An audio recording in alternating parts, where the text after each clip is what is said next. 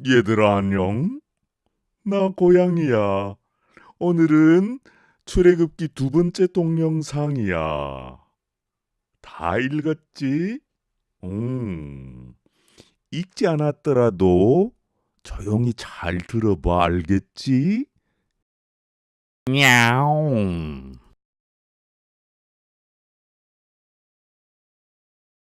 출애굽기의 앞부분은 이스라엘 백성이 애굽에서 탈출하는 이야기입니다. 홍해가 갈라진 사건 기억나지요? 출애굽기의 뒷부분은 십계명과 성막의 설계도에 관한 이야기입니다. 가장 중요한 이야기가 그 사이 한가운데 있습니다. 광야에서 떠돌이 생활을 하던 이스라엘 백성이 하나님을 만나는 이야기입니다. 하나님은 폭풍과 구름 속에서 자신을 나타내셨습니다. 무섭지요? 하나님과의 만남이 처음부터 무서운 일은 아니었습니다. 아담과 하와에게 하나님과의 만남은 아주 즐거운 일이었어요. 그런데 아담과 하와가 죄를 짓자마자 하나님과의 만남이 불가능해졌어요. 그러나 하나님은 아브라함을 통해 다시 하나님의 백성과 함께하기를 원하셨어요. 다시 하나님과 하나님의 백성이 즐겁게 만나기를 원하셨어요. 하지만 하나님의 백성이 하나님과 즐겁게 만나기 위해서는 꼭 필요한 조건이 있었어요. 하나님은 이스라엘 백성이 하나님의 명령에 순종하기를 원하셨어요. 그래서 이스라엘 백성들이 하나님과 약속을 하기를 원하셨어요. 이 약속을 지키면 다시 이스라엘 백성과 만나주기로 하셨어요. 이스라엘 백성은 하나님과의 약속을 지킬 수 있을까요? 하나님은 십계명과 여러 명령을 이스라엘 백성에게 주셨어요.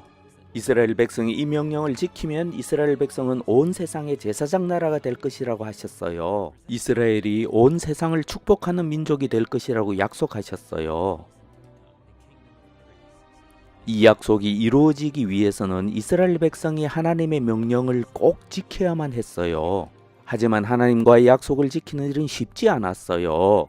이스라엘 백성이 순종해야 할 명은 아주 많았고 하나님의 법은 이 세상의 어떤 법보다 기준이 높았어요. 하지만 이스라엘 백성은 이미 하나님의 능력을 보고 경험한 사람들이었어요. 그래서 모두 하나님의 명령을 따르기로 하였어요. 하지만 하나님을 만나는 것은 두려워서 싫어했어요. 그래서 알 수 없이 모세 홀로 하나님을 만나러 갔어요. 하지만 하나님은 모세뿐 아니라 모든 이스라엘 백성과 함께하기를 원하셨어요. 그래서 성막을 지으시고 그 성막 안에서 이스라엘 백성을 만나기로 하셨어요. 하나님은 하나님이 계실 성막을 지을 수 있도록 자세한 설계도를 주셨어요. 출애굽기 중 7장에 걸친 자세한 설계도를 주셨어요. 길고 긴 이 성막의 설계도는 하나하나가 중요한 의미를 담고 있어요. 성막의 모든 것이 하나님과 하나님의 백성이 만나서 교제하는 중요한 의미를 담고 있었어요. 이스라엘 백성은 하나님이 말씀하신 그대로 성막을 정성껏 만들었어요. 아참 그 전에 아주 중요한 사건이 벌어지죠. 모세가 십계명을 하나님께 받아서 산에서 내려오기 전에 이스라엘 백성은 이미 십계명을 어기고 있었어요. 하나님 대신 황금 송아지를 섬기고 있었어요.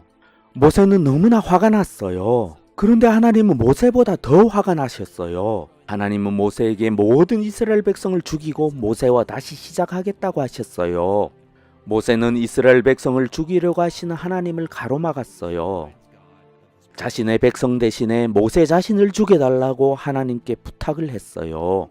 하나님은 자신의 생명을 희생한 모세의 기도를 들어주셨어요. 참 슬프고도 신기한 이야기죠. 아무튼 모세의 희생 때문에 이스라엘 백성을 위한 하나님의 약속은 계속될 수 있었어요. 이제 출애굽기는 이렇게 끝이 납니다. 성막이 완성돼서 하나님이 성막에 머물러 계셨어요. 모세는 하나님이 모으신 곳으로 나아갔어요.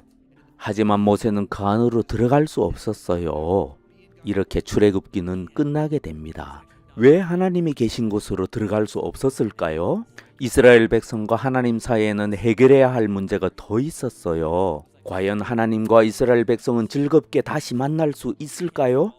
과연 거룩한 하나님이 흠이 많은 이스라엘 백성과 함께 하실 수 있을까요? 이렇게 출애굽기는 끝이 나고 하나님의 구원 이야기는 레위기로 이어지게 됩니다. 우리 아가들 잘 들어줘서 고맙다. 자, 그럼 다음 주에 또 만나요. 안녕.